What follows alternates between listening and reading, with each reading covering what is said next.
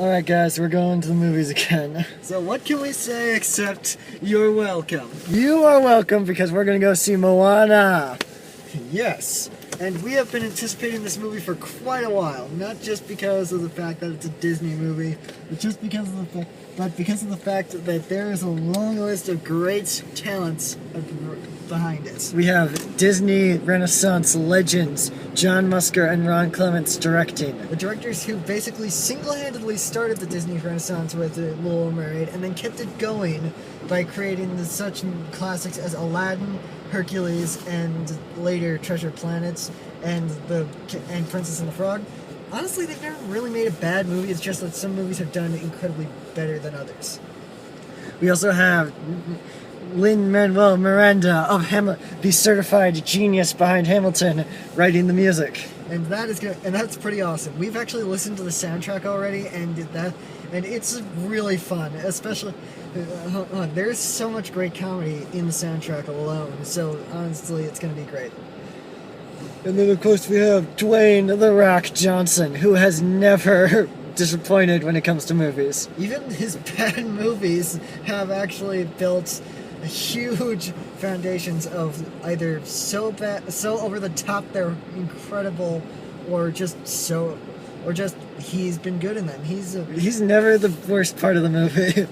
And it's The Rock. And this movie kind of shows that he's multi-talented because he not only gets to be a voice actor for the second time in this movie. The first time was in some B-list CGI movie from a few years ago that no one really remembers. But he also gets to sing and rap.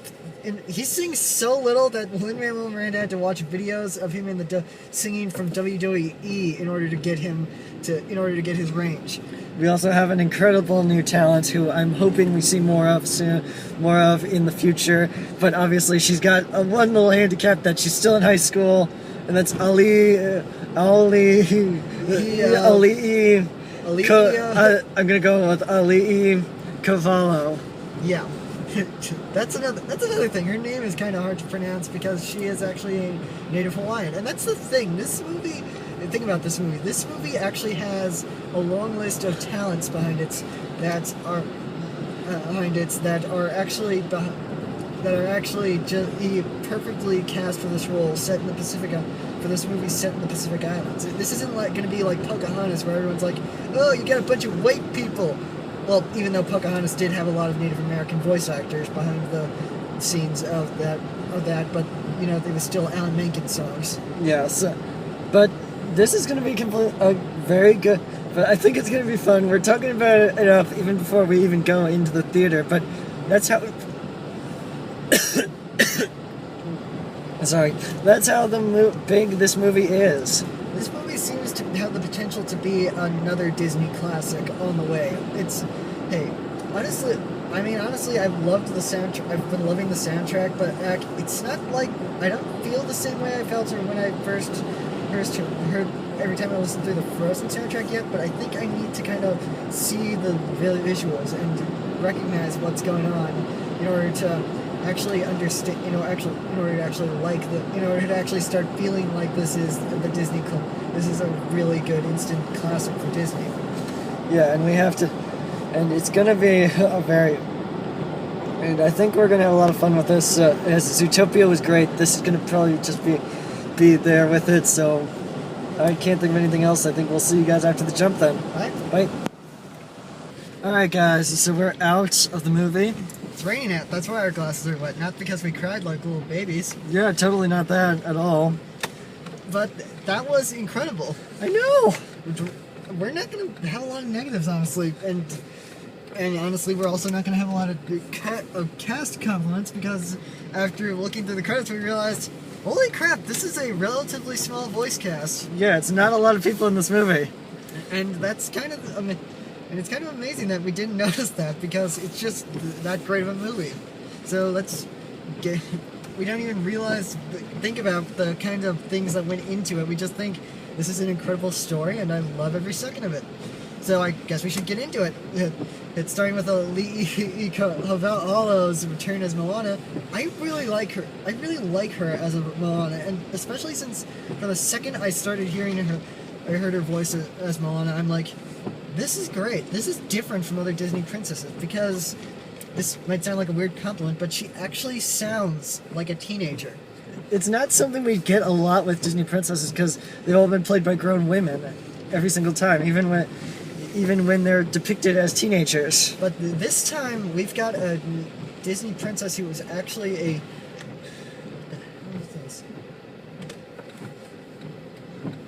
who is actually a teenager voiced by a teenager, because we... her. In fact, Alii Cavallo is actually younger than Moana by a couple years. Yeah, she was cast when she was 14.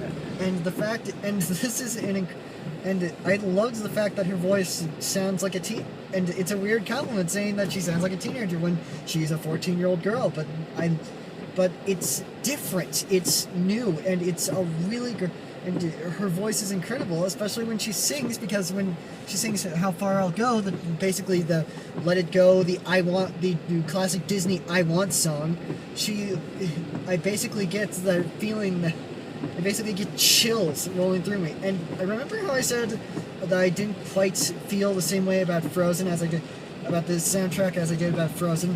Well, seeing the visuals really did help because the animation is beautiful. It is the most spectacular animation that has ever been in a Disney movie. That to date, it is beautiful and almost photorealistic at times. The ocean is depicted as something of as an amazing wonder. It is almost as if the ocean itself is real and can do this stuff. The ocean plays such a big role in the mythology around the story that they made it a character in the movie.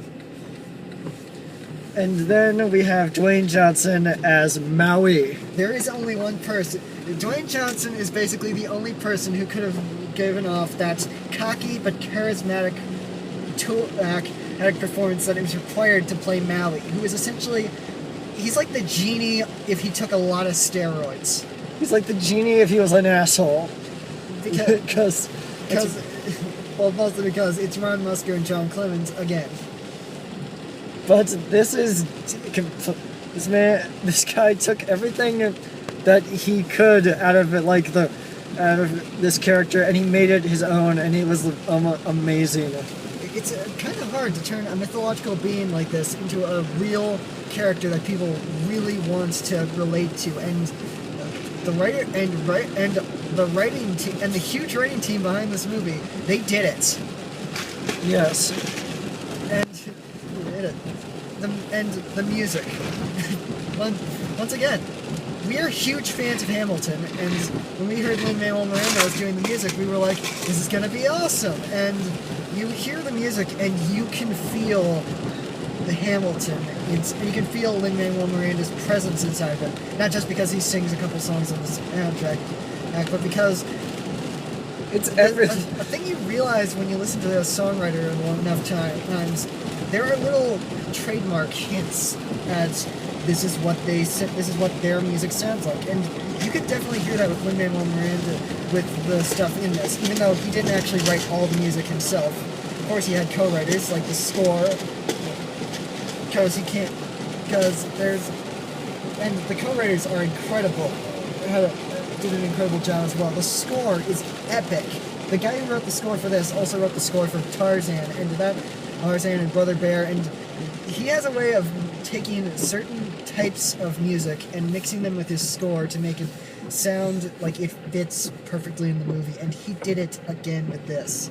And this very much shows that that the music was very much a full thing involved. Everybody involved has done such a great job. There's so much talk. The animation again was fantastic. The acting was fantastic. The character moments were perfect. The comedy hit perfectly. Jermaine Clements has one of the best parts of the movie with his villain song of "Shiny," which is a beautiful, epic, which is this great, epic, sweeping villain song in the style of David Bowie. And it's hilarious how awesome this is. Every time he goes to the chorus, you can almost see you can almost in your head see Jermaine Clemens just like playing on a piano, just kind of overacting as he's going shiny. It's hilarious. It's hilarious to think that, and I love every second that Jermaine Clemens is on screen, even if it may or may not be a big-lipped alligator moment. That's kind of up for debate. And now for the kind of elephant in the room, I'm going to give my controversial opinion. 3, 2, 1. I think this is better than Frozen. Wow. Yeah. I liked this a lot more than I liked Frozen. Well, and let's be really honest. If this is Clemens and Musker's final movie, like they say it is, it's a great note to go out on. This movie was experimental for them because it's their first CGI movie. But it still feels like like one of their movies. It's got it's basic. In fact, in a lot of ways, it follows the same storyline as Hercules. But I'm not going to hold that against it in the movie because it does a lot of things different than any other movie that Musker and Clemens have ever done. And I like it, and I really love it. The only problem is when Disney puts out 2 heavy hitters like this in a year like this, you gotta wonder which is better. And we can't tell you because we don't know. Moana and Zootopia are 2 really good movies. They're like some of the best Disney movies that have been put out in the last decade, and we can't decide which one we like better. Because Moana is this really incredible standalone story. This is pretty much. I think this is pretty much the end of the story. I don't think they're going to make a sequel to this. Not that Disney's doing sequels anymore, but if they make a sequel, I'd be fine with it. But we don't need a sequel to this. The story had a beginning, middle, and end. That's it. And meanwhile, Zootopia had this incredible world-building aspect that they could make a million movies, and as long as they're as good as Zootopia, it would be an incredible run for Disney. Because there was so much world building, because with Zootopia you had so much world building and all these characters and places and things. But with Moana, it's a very self-contained story. Yes, there's world building because you have to know because there is a world to it, but you don't need a sequel. But we don't demand a sequel to know more, but to explore more of this place. And I mean, this is just a great movie. It's a Disney classic in the making, and I think I think it's just really, really good. And I don't know what else to say. It's really good. You gotta go see this movie. If you are on the fence, get off the fence now and go see this movie. If you are even a tiny bit a fan of any classic Disney movies, if you're a fan of animation, if you're a fan of musicals, if you're a fan of movies in general, go see this. Because this movie tells an incredible story. It has really, really awesome music. This might be one of the best musicals of the year. This would probably be one of the best musicals of the year if we didn't have La La Land coming out in a couple weeks. But what else? Oh yeah, let's not forget to acknowledge one of the greatest performances from a comedian in a Disney movie ever. Alan Tudyk in his unforgettable turn as Villager number 3. Oh yeah, Villager number 3. Dude, where's his action figure, Disney? Yeah. So anyway, what do we get? So anyway, I think that's it. Yeah, I can't say anything more. You gotta go see this movie. You gotta check this movie out for yourself. It is amazing. So, but anyway, guys, I think that's it. So, like, favorite, subscribe. What was your thoughts on Moana? Leave it in the comments below. No spoilers, please. So, anyway, bye. Bye.